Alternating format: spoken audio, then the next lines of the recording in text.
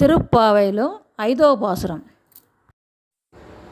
மாயனை மண்ணு வடமதுரை மைந்தனை தூய பெருநீர் யமுனை துறைவனை ஆயர் குலத்தினில் தோன்றும் அணி விளக்கை தாயை குடல் விளக்கம் செய்த தாமோதரனை தூயோமாய் வந்து நாம் தூமலர் தூவி தருது வாயினால் பாடி மனத்தினால் சிந்திக்க போய பிறையும் புகுதருவான் நின்றனமும் తీయనిల్ తూసాగం చెప్పేలోరెంపావాయ్.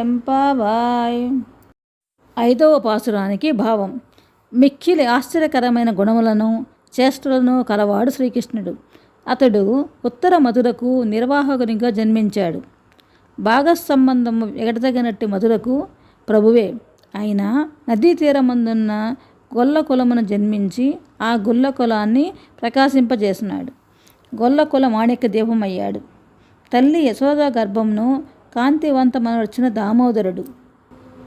వ్రత కారణముగా శ్రీకృష్ణుని చేరి మనము ఇతరములైన కోరికలేవి కోరక పవిత్రమైన మనసులతో స్వామికి పూలనర్పించి నమస్కరించి నోరారా అతని కళ్యాణ గుణములను సంకీర్తన చేసి ధ్యానించినచో సంచిత పాపములను ఇక ఆగామి పాపములను తప్పించుకొనవచ్చును. అతని గుణకీర్తనం చేయటం వలన పాపములన్నీ అగ్నిలో పడిన దూది వలె భస్మమైపోతాయి. కావున స్వామి యొక్క తిరునామములను అనుసంధించుడు.